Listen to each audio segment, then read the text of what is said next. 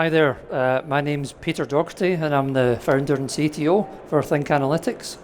And I'm Morsi Chekruhu, and I am business development specialist at AWS.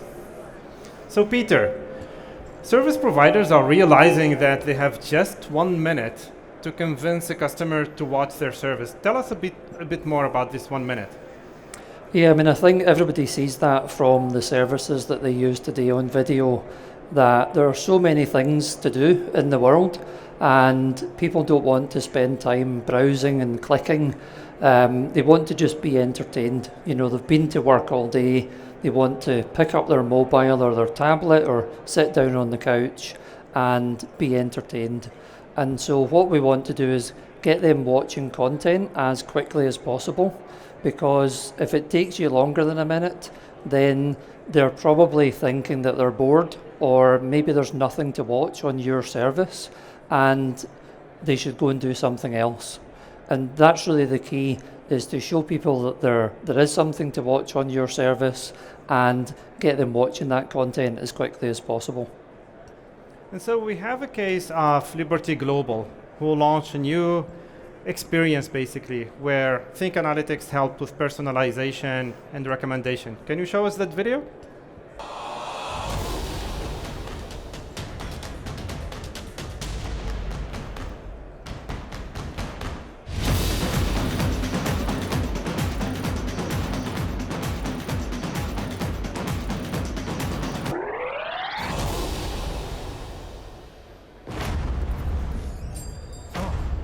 Mr. Bolt, I assume so we'll be going for the Super Collection. Yes, we are.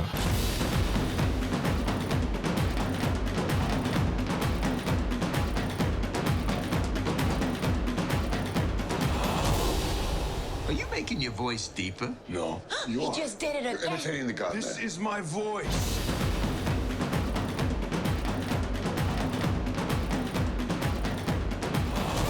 I wonder what this does.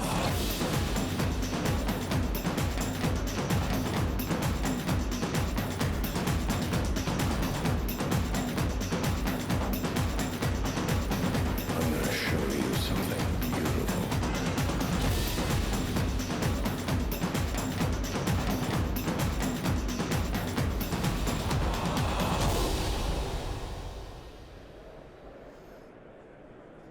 Outstanding.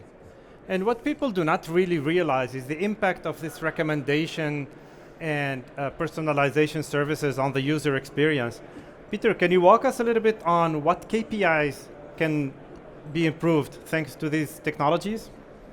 Yeah, I think that's a really important point, and as you saw that on the video, making it easy to search and discover content's got to be a fundamental aspect of any direct-to-consumer MVPD kind of service.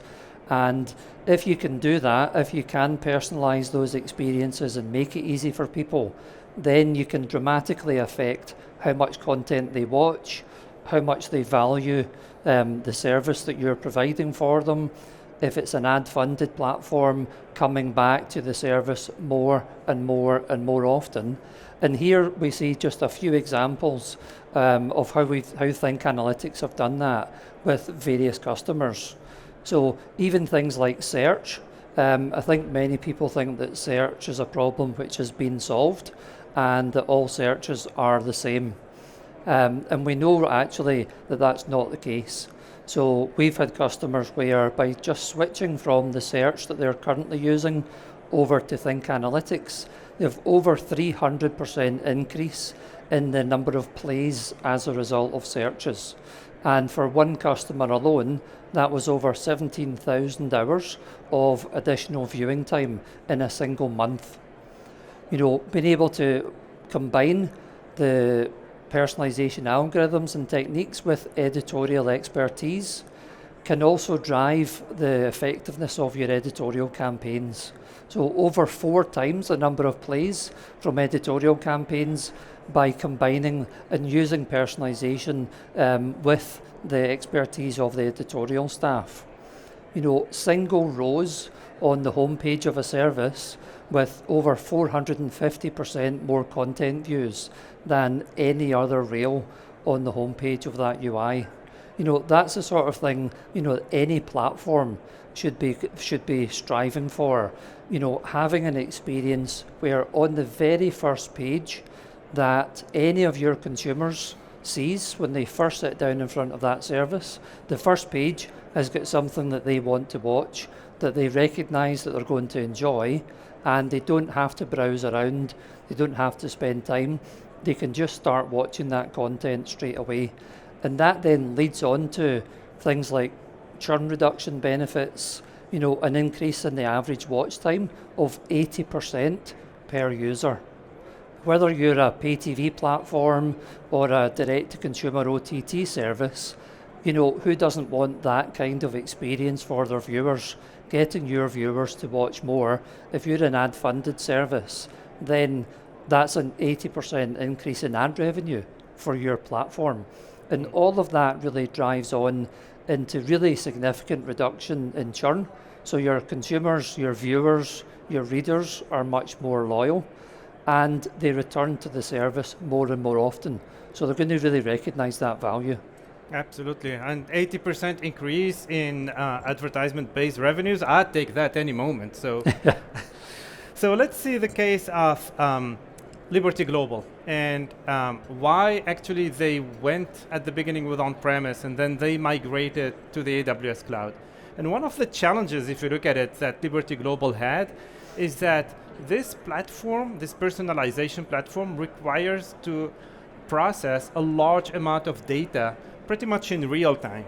And of course, the usage of the TV service is fluctuating over time. So sometimes it's flat, sometimes it goes very, very high. And so one of the biggest problems that Liberty Global had was they had to provision for the highest growth, for the highest usage. And of course, this costs money and it does not allow to scale very easily. So Think Analytics helped the customer to move to AWS. And that provided a lot of flexibility for the customer.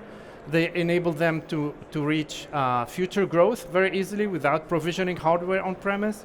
It allowed them to auto scale. And believe it or not, also the cloud provides that feature of self-healing in the sense that if a server is broken or is not responsive anymore, it takes a few minutes just to put another service. And with load balancing and auto scaling, these can be automated to a high degree. So, okay, so we understood the importance of personalization, the impact and how to migrate that to AWS. What's coming next, Peter? Yeah, exactly. I mean, many platforms nowadays recognize the value of the data that they have about their subscribers and taking advantage of that data in various different ways. So we're using that obviously today for content personalization, being able to personalize the user experience, and that really helps to drive that video consumption. But we can also use that data to personalize and target adverts as well. So we can really use that data and be able to identify audiences within that video service provider's subscriber base, identify what kind of audiences are available to them, segment those audiences, and again, make it easy for advertisers to present the right adverts to those audiences. That's also a benefit to the consumer because they're not going to be constantly served adverts that are not relevant to them, that results in them disengaging from the service. So targeting the adverts is like a win-win for the operator and for the viewer. Absolutely, and I can add to that the dynamic personalized user experience, because currently today it's not only about suggesting the video, it's also how to present the video. So we can push that personalization to the level where the thumbnail that you get on the video is customized to your preference. The description that you get on that content is also customized to your preferences. And every piece of the user interface that you get is personalized to your own preferences and user experience. So we can push the personalization very far into how it is perceived with your subscribers. What's next, Peter? What's the call to action here? Yeah, I mean, obviously I think any video service provider should be looking at these kinds of services. Imagine that homepage of your experience, there's 20 different carousels, and wouldn't it be nice if the carousels with the content that you all individually want to watch was at the top of the page, and instead of having to scroll down further and further. So all these things are available today. And come and see us at our booths, Think Analytics in 9709 and AWS just down the corridor at 3500. Okay, thank you very much. Thank you very much.